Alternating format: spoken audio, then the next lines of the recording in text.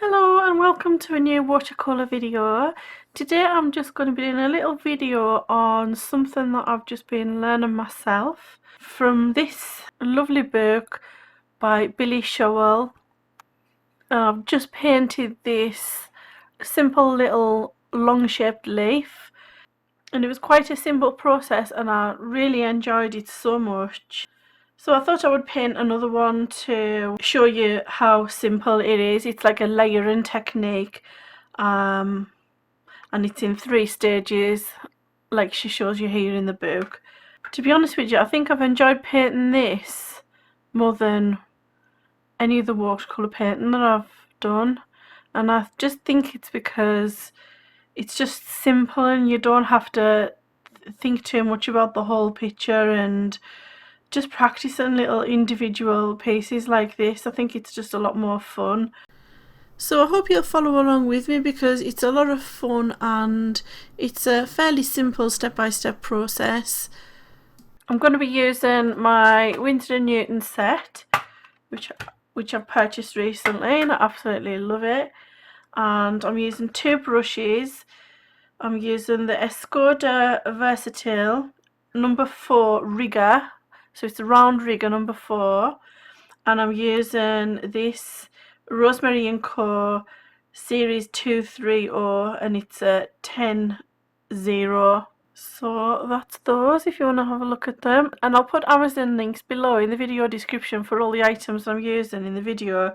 This Rosemary & Co brush, don't think it's available on Amazon, so I'll put a link to the Rosemary & Co website so you can find it if you want.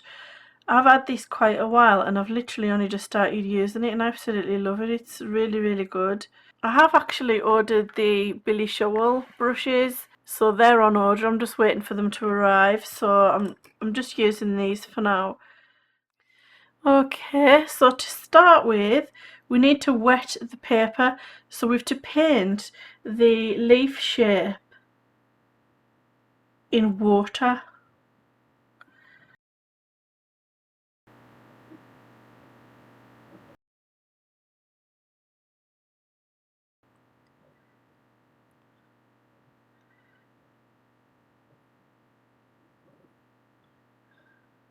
So I can see what I can see where, I know that you probably can't see this, but I can see the water that I'm painting on. You've got to tilt it like the, I'm sitting in a position where it makes a shine there wherever I put the water. So that's the leaf shape that I'm making with the water. It's a little bit of a mess at the top. I haven't got that quite right. So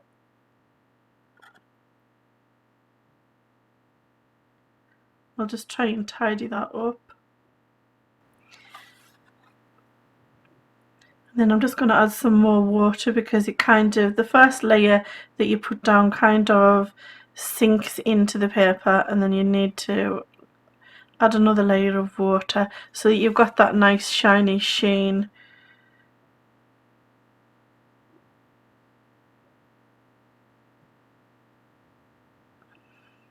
Just correct that point again.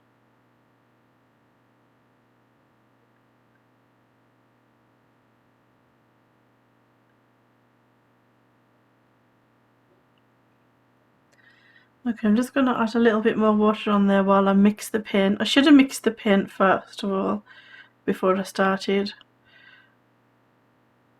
I'm not very organised.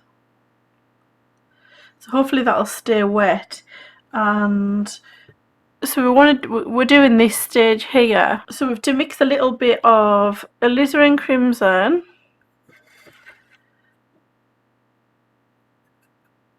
and some French ultramarine into that.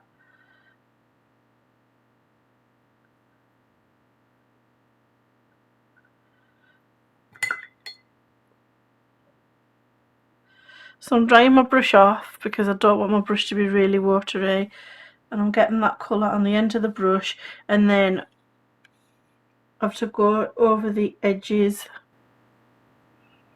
So on the very outer edge of the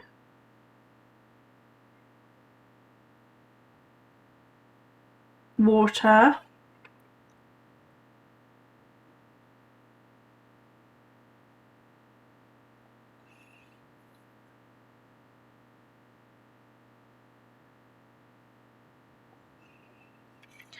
And I'll turn that round and do the other side.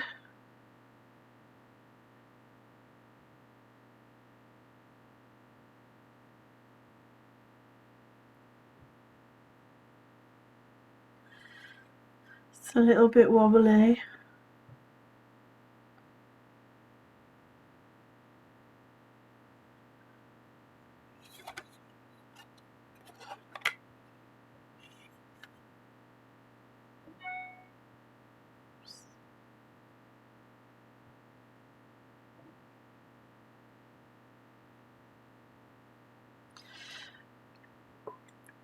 Okay, so I've cleaned the paint off my brush, and then I'm just gonna do this, just rub over them little bits there just to smooth them out.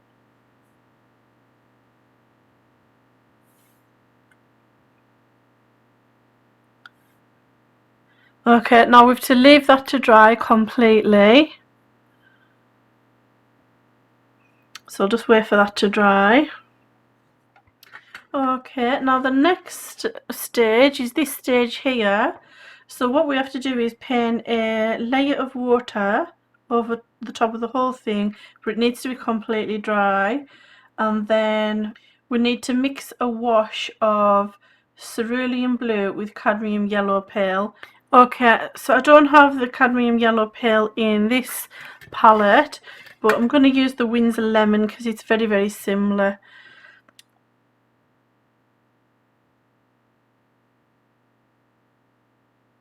And I'm just going to go over the top of this because that's the same colour that I've already made up earlier, and it's just dried a little.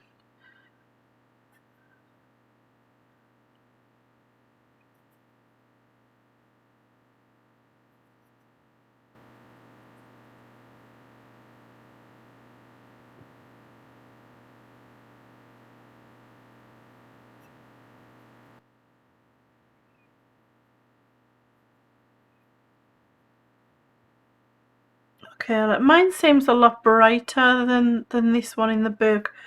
I don't know whether, and I've followed the instructions and I've mixed the right colours, so I don't know whether it's because of just the print and it's printed a different colour, or maybe I just haven't got it quite dark enough. Okay, so start off with wetting the whole area.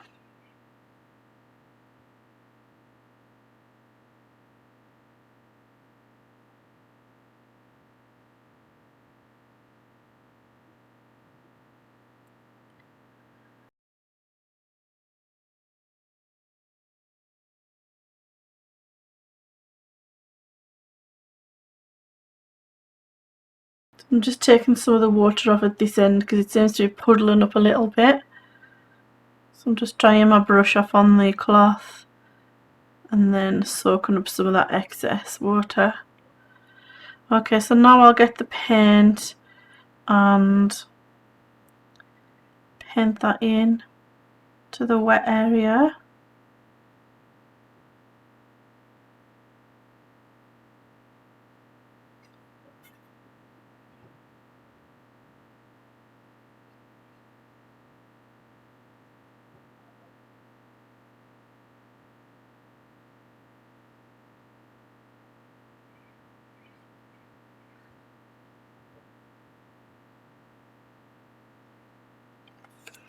Just turn this round.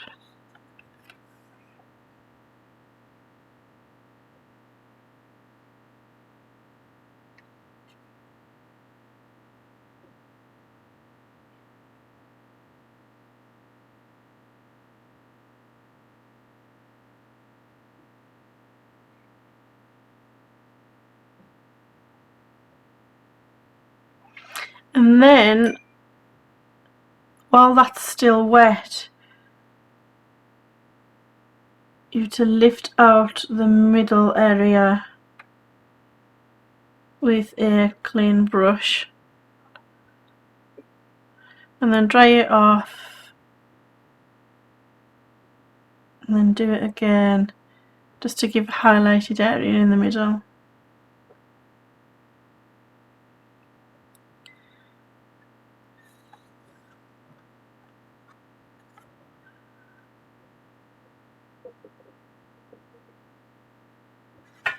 I'm just going to add a little bit more colour at the edges because I think it's a little bit pale.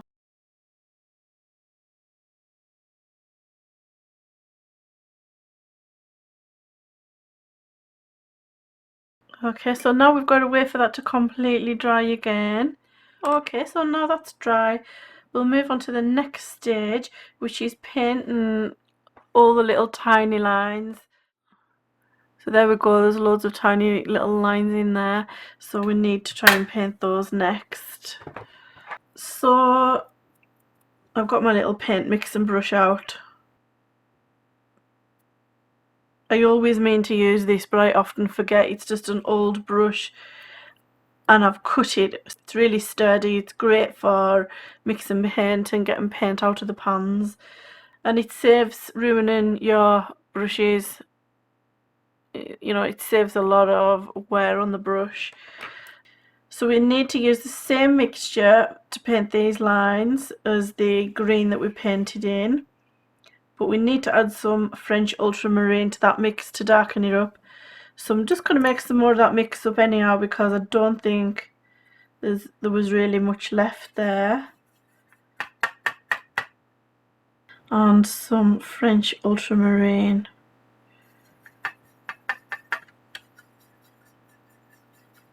So that's a much darker green there. And now I'm going to use the little Rosemary & Co brush that I showed you at the beginning.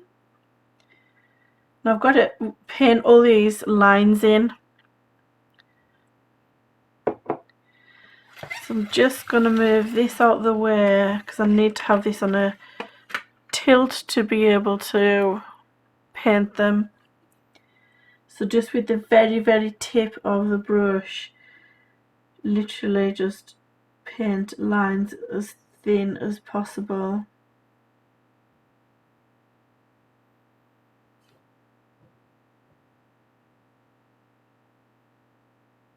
So this is probably the hardest part.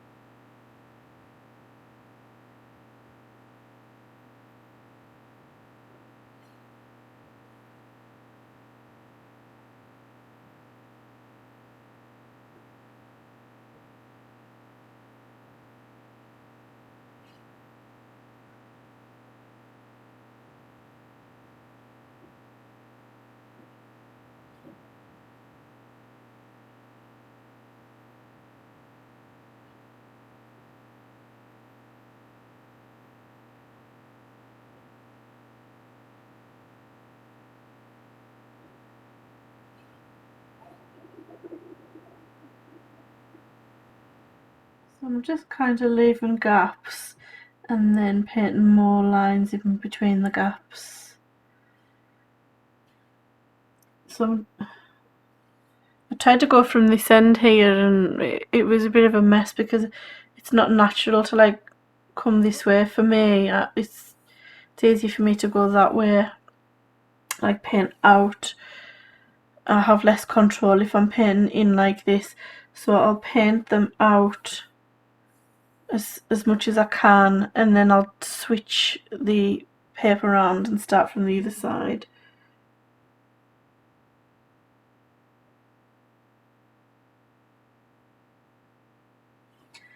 Not very dark, so I might go over them. Okay, I'll turn it around, start from this end.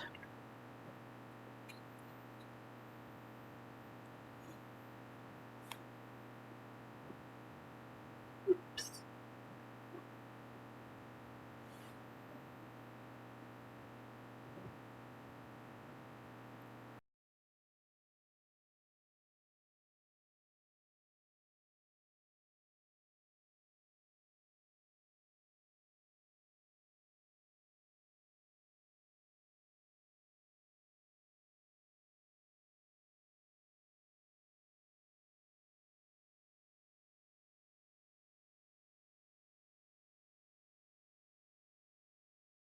Okay, so we'll leave those lines to dry, and then what we do is add a final glaze at the end.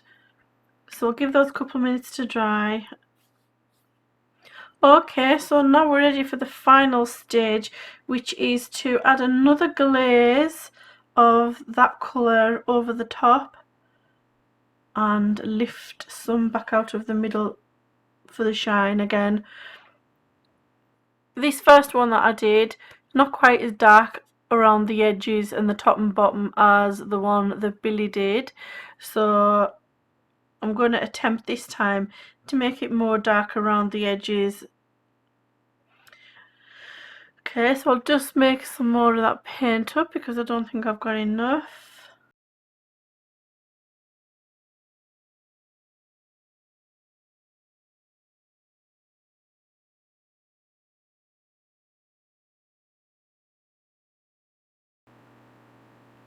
So I'm just going to quickly paint the whole thing.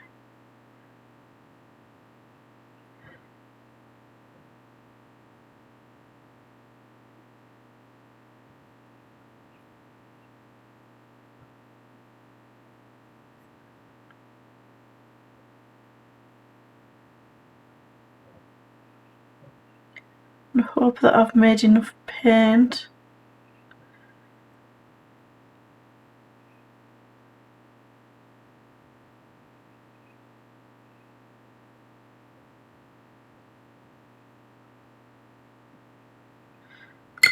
And then rinsing my brush out, drying it off a little, and then lifting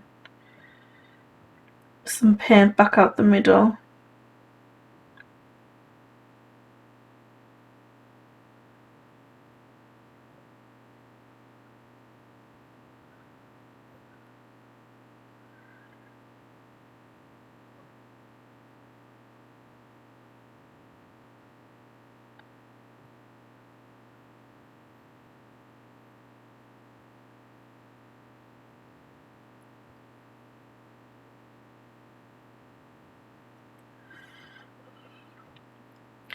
Okay, so that's that one. I'll just add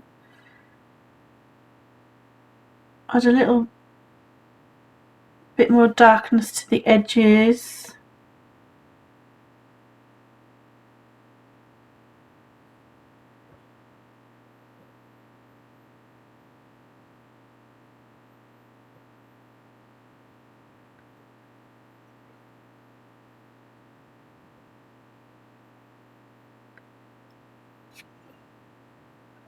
Right, so that's that one done. Okay, I think I'll do one more, see if I can improve on the previous two, and I'll just speed the video up and add some music while I do this.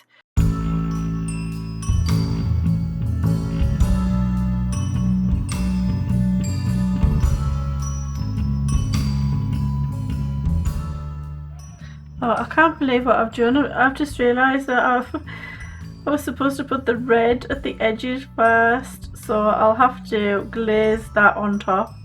Oh my god, I can't believe I've just done that.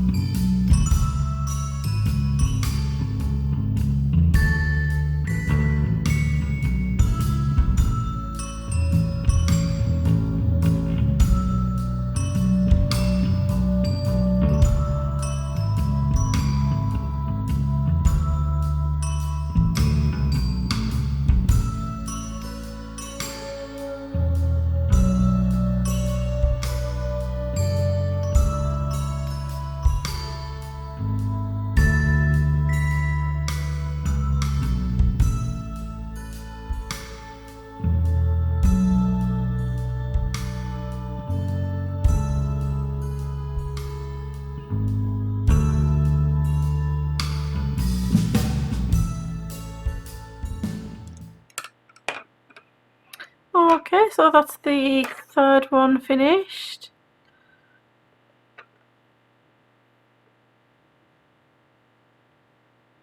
I'm not really sure if I've improved it each time. They're just, all three just look completely different. I think possibly the middle one's the best. And I ended up using the Princeton Neptune brush at the end because I was struggling to lift the highlight out of the middle, and I found this is a lot more absorbent because it kind of mimics real fur, which is a lot more absorbent, you know, grabs more water.